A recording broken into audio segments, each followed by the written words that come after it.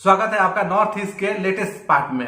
पिछले पार्ट में हमने बात किया था कि शिलोंग में जो चेंजेज आए हैं, मेघालय का जो कंडीशन अभी है वो क्यों है, उसके कारण के बारे में बात किए थे।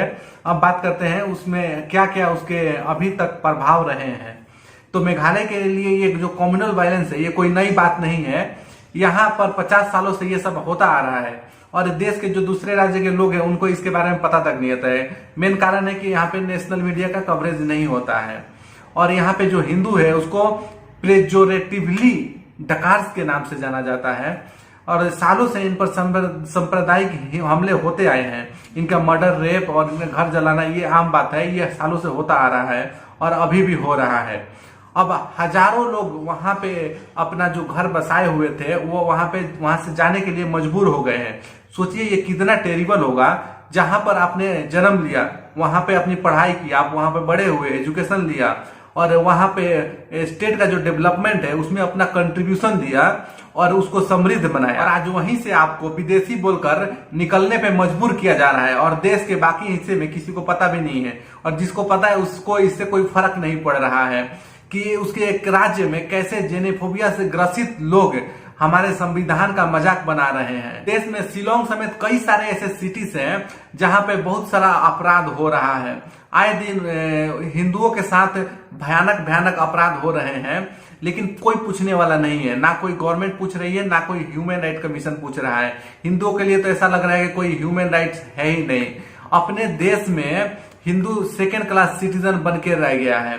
अगर ऐसा नहीं होता तो आज तक कश्मीरी, जो कि हिंदू कश्मीरियों के बारे में आपने सुना होगा कि उनको कैसे वहां से मजबूर करके निकाल दिया गया, उनके सारे प्रॉपर्टीज को ले लिया गया, उनके जितने भी लोग बचे थे सबको मार दिया गया, उनको आज तक अपना अधिकार नहीं मिला है। वो आज भी रिफ्यूजी की तरह लाइफ बिता रहे हैं दिल्ली में, उसके आसपास के इलाकों में। उनका घर आज तक फिर से वापस उनको अभी तक नहीं मिला है।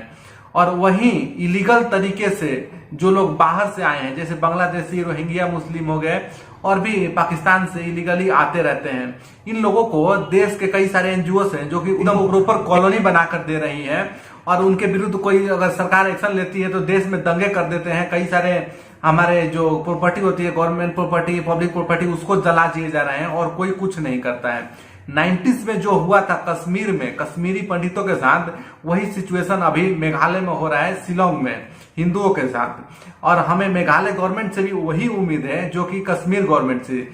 जैसे कि कश्मीर गवर्नमेंट ने सबको मरने के लिए छोड़ दिया था और ये आप देखेंगे ये फ्यूचर में होगा ऐसा कि मेघालय गवर्नमेंट भी सब हिंदुओं को मरने के लिए ऐसे ही छोड़ दे। यह समय है उन कानूनों पे नजर रखने का और उनके अगेंस्ट लड़ने का जो मेघालय और नॉर्थ ईस्ट के बाकी कई सारे स्टेट में लंबे समय से हिंदू निवासियों को सेकेंड क्लास सिटीजनशिप की स्थिति में पहुंचाने के लिए रिन्यूएट किया है।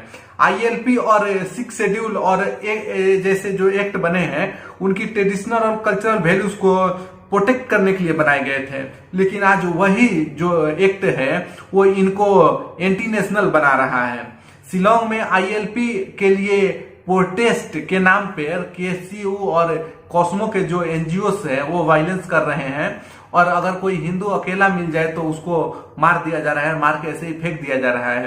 पर गवर्नमेंट और मीडिया सो रही है इस पर, वो कभी इसके बारे में नहीं बोलती है और ना ही कोई FIR होता है, ना ही कोई गिरफ्तारी होती है, ना ही कोई कोर्ट केस होता है, ना ही कोई किसी को सजा मिलता है। सब ऐसे ही छूट रहा है और ऐसे ही चल रहा है। आपको पता ना हो तो बता दो, इस देश के 80% मीडिया पे क्रिश्चियन मिशनरियों का कंट्रोल है। वो उनको करोड़ों रुपए देते हैं, उनके जो रिपोर्टर्स हैं और जो चैनल्स हैं उनको करोड़ों रुपए फंडिंग करती हैं इस तरह के रिपोर्ट्स को ना कवर करने के लिए। अगर आपको मेरे बात पे यकीन नहीं है तो अभी हाल ही में ये खुलासा हुआ है शैला रशीद के बारे में, उसके बारे में आप गूगल में सर्च करके देख सकते हैं। मेघालय में जो गवर्नमेंट है वो सिर्फ नाम के लिए है, सारे कंट्रोल तो इस NGO के पास है। कॉस्मो और KCU जैसे जो NGO हैं इन्होंने तो राज्य के एंट्री पॉइंट पर अपना चेक पोस्ट भी बना के रखे हैं और ये जो जिसको चाहते हैं उसको आने देते हैं, नहीं तो वापस उनको भेज देते हैं, जो कि एक्चुअली गवर्नमेंट को ये सब करना चाहिए। गवर्नमेंट का चेक पोस्ट होना चाहिए, पुलिस होनी है तो होनी चाहिए, लेकिन पुलिस के जगह पे वहां पे जेनोफोबिया से ग्रसित गुंडे बैठे हुए हैं जो कि अपनी मर्जी चला रहे हैं। सेंट्रल गवर्नमेंट से बहुत सारे फंड्स आते हैं स्टेट को। अगर 2019-20 की बात करें तो स्टेट को 8,434 करोड़ रुपए मिले हैं सिर्फ डेवलपमेंट के लिए, बाकी के बजट छोड़ देता हूँ। और ये 6 शेड्यूल के अंदर स्टेट आता है, इसके लिए अलग से सेपरेट बजट होते हैं, उसमें भी पैसे बहुत सारे आते हैं। अभी तक उसका कुछ रिकॉर्ड नहीं है कि कितने पैसे मिल चुके हैं या फिर आते हैं। और ये जो सारे पैसे हैं ये किसके पैसे हैं? ये सारे हिंदुओं के पैसे हैं, टैक्स पेयर के पैसे हैं, जो कि बाकी स्टेट पे करते हैं। और आपको पता है 90% या 95% जो टैक्स पेयर का पैसा है वो हिंदुओं का ही है। तो लेकिन हिंदुओं ने कभी इसके लिए आवाज नहीं उठाया, हमने कभी आवाज नहीं उठाया कि हमारा पैसा किसको और किस लिए ऐसे ही बांट दिया जा रहा है, जो कि हमारे खिलाफ ही इस्तेमाल किया जा रहा है। इन सबको भी ये सब बातें पता है, लेकिन ये समझना नहीं चाहते। इनके अंदर नफरत भर दी जा चुकी है इनकी नसों में, और ये वही कहेंगे जो कि इनको मिशनरीज बोलेंगे। एक तरह के ये पोपट बन चुके हैं, ये उनके इशारे पे ही काम करते हैं। अरे भाई तुमको कितना और किससे प्रोटेक्शन चाहिए? तुम्हारे पास ऑलरेडी 6 शेड्यूल का प्रोटेक्शन है, MRSSA का प्रोटेक्शन है, और क्या प्रोटेक्शन चाहिए? किस चीज से? हिस्ट्री देख लो, हिंदुओं से ना किसी को कोई खतरा था, ना है और ना ही कभी होगा।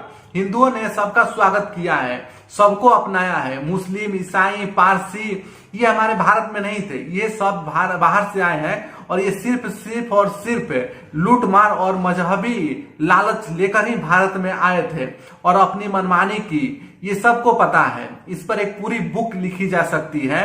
इनके अत्याचारों के बावजूद हम हिंदुओं ने इनको अपने दिल से अपनाया, लेकिन हर बार हमको धोखा ही मिला है। पारसी को अगर छोड़ दें तो बाकी जो मुस्लिम और ईसाई हैं ये आज भी हिंदुओं को खत्म करने में लगे हैं और अपने मजहब को बढ़ाने में लगते हैं। उसके लिए ये लोग साम दाम दंड भेद सारे इस्तेमाल करते हैं, जो भी हो। और हम आज भी शांत बैठे हुए हैं, और तुम लोगों को हमसे खतरा लग रहा है, हम हिंदुओं से खतरा लग रहा है तुमको। बौद्ध, सिख, जैन और ये सब भी हिंदू के अंदर ही आ जाते हैं, इसीलिए इनको अलग से ऐड नहीं किया। मेघालय में अगर सिखों की बात करें तो उनकी पॉपुलेशन बहुत ही कम है, जो है बस शिलोंग में है, उससे बाहर कोई नहीं है। वहां पे एक हरिजन कॉलोनी है जिसको कि पंजाबी लाइन्स के नाम से भी जाना जाता है, वहीं पे है इनकी जो भी जनसंख्या है वहां पे मेघालय के अंदर। और 2018 में तो इनके घरों पे भी हमला भी हुआ था, लेकिन अब तो उन्हें वहां से पूरी कॉलोनी को खाली करने के लिए धमकी मिल रही है। और कोस्मो के जो लोग हैं वो अब सरकार पर भी प्रेशर बना रहे हैं कि उसको कॉलोनी को खाली करके वो जमीन सरकार के अंदर ले लेनी चाहिए। लेकिन जो कॉलोनी के चीफ हैं गुरजीत सिंह, उन्होंने मीडिया को बताया कि हर रोज उनको धमकियां दी जा रही है कॉलोनी को खाली करने के लिए, वहां से चले जाने के लिए।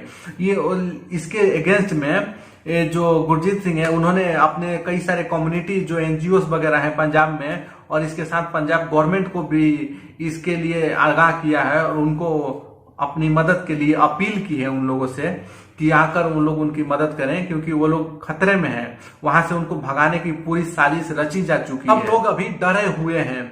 ये जो शिलोंग है वो धीरे धीरे सीरिया बनते जा रहा है, और केसी और कॉस्मो के जो लोग हैं वो सभी उन लोगों को टारगेट कर रहे हैं जो लोग उस सिटी को डेवलप किए हैं। ये लोग दूसरे स्टेट में जाके रह सकते हैं, उसमें कोई प्रॉब्लम नहीं है, लेकिन कोई जाके वहां पे रहे, उनके स्टेट में रहे, ये इनके लिए बहुत बड़ी प्रॉब्लम है। विनाश काले विपरीत बुद्धि। अरे बेवकूफो, तुम लोगों को तो पता ही नहीं है तुम लोगों को एक्चुअली में खतरा किससे है। जिसकी गोदी में तुम बैठे हो उन्हीं से तुम्हें सबसे ज्यादा खतरा है। वो तुम्हें अपने इशारों पे नचा रहे हैं और तुम नाच रहे हो। तुम लोगों को ये समझ नहीं आ रहा है कैसे तुम्हारी ट्रेडिशन और तुम्हारे कल्चर खत्म होती जा रही है और उसकी जगह क्रिश्चियनिटी ले रही है। अगर तुम्हें रोकना है तो उनको रोको, अपने असली दुश्मन से लड़ो, नहीं तो तुम्हारे ये जो कल्चर और ट्रेडिशन है ना वो एक दिन ऐसे ही खत्म हो जाएंगे। ये लिख के ले लो, और इसका कोई इतिहास भी नहीं बचेगा पढ़ाने के लिए। 1978 से अब तक केसी और कॉस्मो के जैसे जो NGOs हैं इन्होंने इतने क्राइम किए हैं जिसकी कोई गिनती नहीं है। और मजे की बात यह है कि इन पर अभी तक कोई कोर्ट केस नहीं हुआ है, इनमें से किसी को कोई सजा तक नहीं हुई है। कोर्ट केस नहीं हुआ, सजा के बात ही छोड़ दो फिर। और जबकि इसके जो क्राइम है उसको मद्देनजर रखते हुए इन लोगों को टेररिस्ट ग्रुप डिक्लेयर करके बंद कर देना चाहिए। लेकिन जब तक इन लोगों पे एक मिशनरीज का हाथ है, जब तक इनका कोई कुछ नहीं बिगाड़ सकता। यही सही समय है हिंदुओं के यूनाइट होने का और अपने राइट्स के लिए लड़ने का। इनके सीधे रूट पे हमला करो। मिशनरीज और जो इनके चर्चेज है उस पे उनके अगेंस्ट प्रोटेस्ट करो। मैं किसी वायलेंस का सपोर्ट नहीं करता हूं, इसीलिए वायलेंस नहीं बोल रहा हूं, प्रोटेस्ट करने की बात कर रहा हूं। मिशनरीज और उनके जो चर्चेज है उनके अगेंस्ट में आप प्रोटेस्ट करो, फिर देखो इनकी सच्चाई कैसे दुनिया के सामने आती है। और ये कैसे बिलबिला के बाहर निकलते हैं। अगर ऐसा नहीं कर सकते तो तुम भी रेडी हो जाओ। जैसे कश्मीरी पंडितों को वहां से निकाला गया था, तुम्हें भी ऐसे ही शिलोंग से एक दिन निकाल दिया जाएगा और तुम भी इसी तरह एक रिफ्यूजी कैंप में पूरी लाइफ बिता दोगे। और जो आगे आने वाली जेनरेशन होगी वो भी इसी तरह के रिफ्यूजी कैंप में ही बिताएगी। जैसे कि अभी 2-3 दशकों से पंडित जो कश्मीरी पंडित है उनके साथ हो रहा है, उनके बच्चे भी उसी रिफ्यूजी कैंप में, आज तक उनको अपना अधिकार नहीं मिला है इस देश में।